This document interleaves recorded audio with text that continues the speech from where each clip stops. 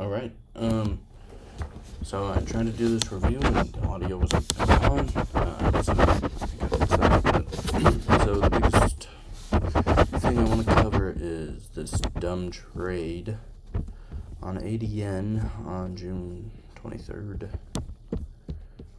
Alright, so, big point, oh god, I don't want to do this again. Okay. So, big point is stop trying to catch a falling knife.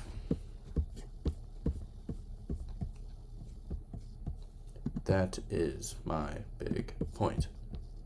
On this day, I was doing well. Had two good trades, shorted 2 weak stocks on retracements to VWAP. Forget the tickers, but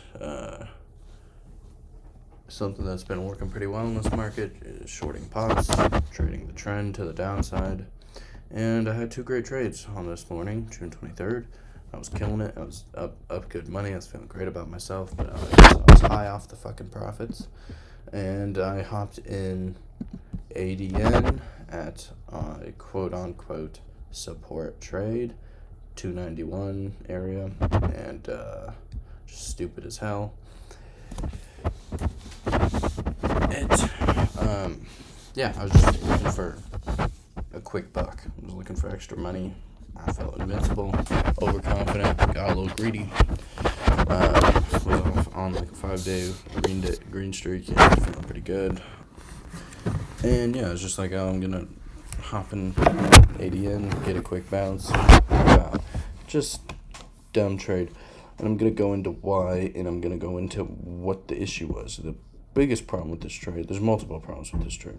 Biggest problem is just completely neglected and didn't pay attention to yesterday's day. We had a 37% move off the low to the high of yesterday.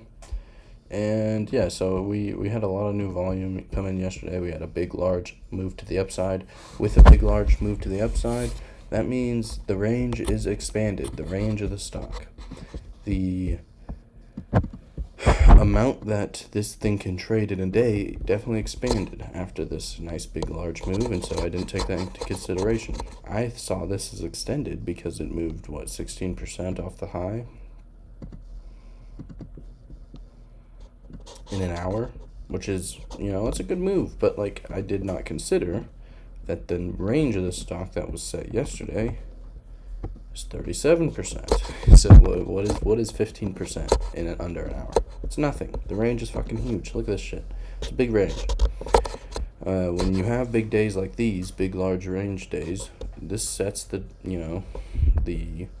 range for tomorrow to an extent. And so if this thing drops 15%, that's not even half of yesterday's range, right? And so that's not extended, right? It's only traded half the range. If it hasn't even traded the fucking range, how are you going to tell me it's extended? How am I going to tell myself it's extended, right? This thing dropped 15% in under an hour. And while one stock, some stock out there on Apple, that's going to be extended, of course. On Facebook, that's extended. On even most small caps, that's going to be extended given the daily chart. But yes, given ADN's current situation, current setup, current supply and demand setup here, it's not extended at all. And a big part of that is because there's no, once this gets down to 2.91, the big thing I failed to consider is where's the trapped money? What is the supply and demand setup? Where did this move come from? Where did this move start? It started over 2.91. Where did all the volume come from? It came from the move over 2.91.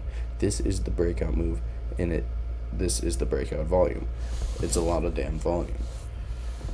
And what I failed to consider is that if this gets back below 3, back below 2.91, all this new volume, this breakout volume that came in over 2.91, they're losing money.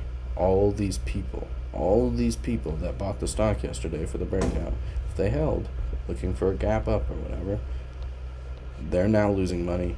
They're trapped. They need to get out of their positions. And so we get this, grindy unwind throughout the day. So I completely failed to consider that if we drop 2.91, the shit could get real weak real fast. So I wasn't thinking about that. I just saw fast move under an hour, needs a pop, buy it. It was just that was the thought process. It was really lazy. And so that was the main thing. Other than that, say that wasn't even the case. This was a shit setup for multiple reasons. Didn't consider the range, number 1. 2, did not consider where the trapped money is, and that I was buying right into where the longs are getting trapped. Didn't consider that. But number 3, say those 2 factors weren't even present within the stock. It's still not a good trade, dude. It's just not a good trade. The momentum's to the downside. I'm not a great tape reader. I'm not a great tape reader. I'm really not. I'm not good enough to see the turn on the tape. I'm not good enough to see the dynamic, the fight, change. I don't trust myself, to be honest. I might see a nice bid and be like, the fight's changed. The momentum's changed. Sellers are giving up. Until a fucking bigger offer shows up, right? So I'm not a tape reader, right? This is for tape readers. This is for scalpers. This is for people that feel like they can really, really see that turn on the tape and trust themselves to do that. I don't trust myself to do that at a high level. I'm not focusing on that. That's not who I am. That's the hard money, man. This is the hard money. The easy money is shorting the pop, shorting with the trend, not trying to buy the bottom.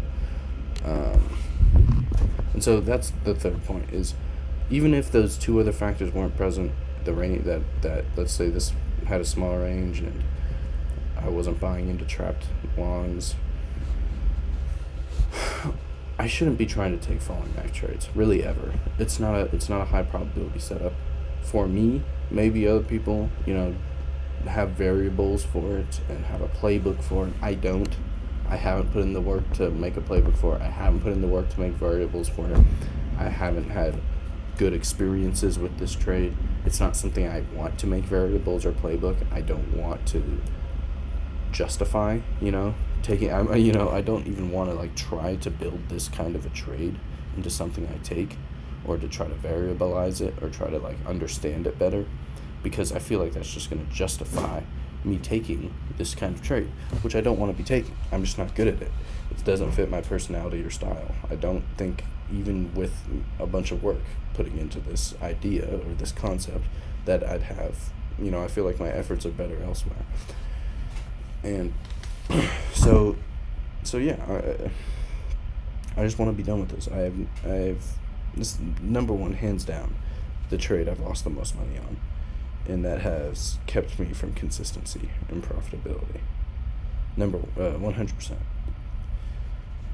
So overall, that's what I'm going to be focusing on going into the next week, into the next months, as much as possible. My main daily goal will be avoiding that urge to buy broken stocks and to buy quote unquote extended stocks.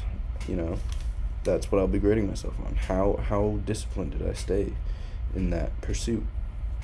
How well did I stay away from taking that really lazy trade?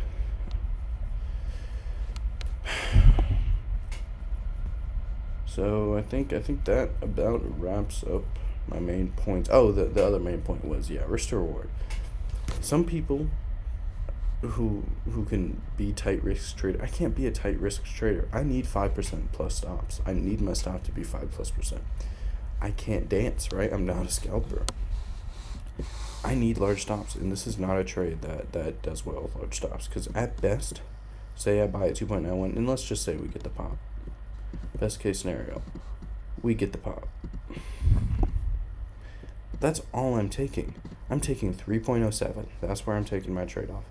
And me being a larger stop loss trader where I want to give my play more room to work, because I just can't dance in and out of a stock, really, at least at this point, and feel comfortable and not get emotionally just invested. 5% is what I stick to. My stop's at 2.76. This is 1-to-1 at freaking motherfucking best, dude. This is 1-to-1 at best. Really, it's probably like 0.8 to 1. I don't know the math right here off the top of my head, but this is not a good trade objectively. From a risk to reward perspective. On top of that, the win percentage of this trade I don't think is good at all. You're not trading with the trend. I mean, this has got to have a sub 50% win percentage. At least the fucking falling knife trades I take. Maybe other people have variables and are picky enough to where they have higher win percentages with this kind of a trade. But at least from my experience with how I take them and the ones I take, it's sub 50. So the math doesn't work out to where I can even make money, because I'm selling for 1-to-1 risk to reward at best, and I'm probably winning less than 50% of the time. So, like, what the fuck am I doing? Looking for this trade. So yeah, it's just an emotional thing for me. It's a emotional problem I've had. Just being lazy, looking for the quick buck, and yeah, it's something I want to completely eradicate from my trading that I've yet to eradicate from my trading, and it's a major thing that's holding me back. So that's what I'm going to be working on. And okay, the last point I was going to make about it is it's emotional. It's inherently emotional. It's a tough trade. You're trading against the momentum, right? So you're going to have to hold through some bullshit. You're going to have to hold through the fight. You're going to have to hold through the consolidation. You're going to have to hold through the war, the buyer-seller war, if you're going to make any money on this. You have to wait until the buyers prove control, dominance, right? And if they do, yeah, fine. But you had to sit there for like, who knows, 10 to 15 minutes just being like, are they going to win? Are they going to win? Are they going to win? Well, if you're trading with the trend, you can be pretty damn confident that you're usually, for the most part, at least probabilities, you're on the right side most of the time. Whereas this one, you have to really read the tape, engage the sentiment from the tape, which I'm not good at.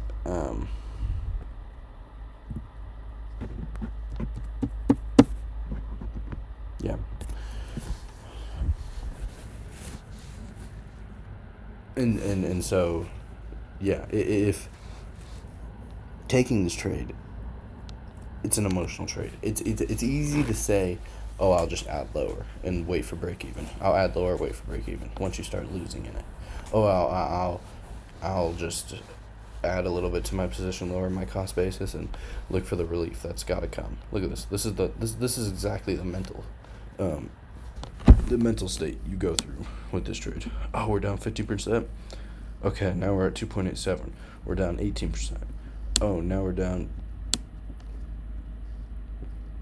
like 22%, 23%. Oh, now we're down 35%, right? And so you keep telling yourself, selling yourself this story as we go all the way down and close end of day, right?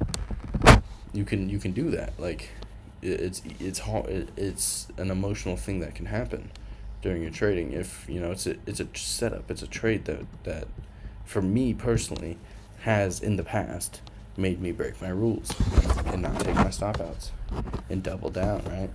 So it's a trade that has really my mental, right, and really has kept me from really strong discipline trading. And yeah, I should have that discipline, or I can eradicate the one trade where I'm not disciplined. Because in my other setups, I take my stops and I'm fine. In my other trades, my other playbooks and stuff, my other playbook setups, I take my stops, I add correctly, I don't oversize, yada yada yada.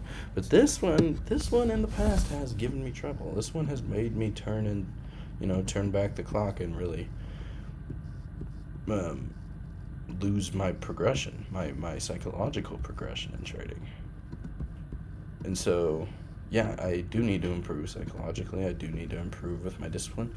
But you know what I can also do? I can also just eradicate that piece, that trigger, that part of me that kind of springs up when I take a trade like this by just not taking the damn trade.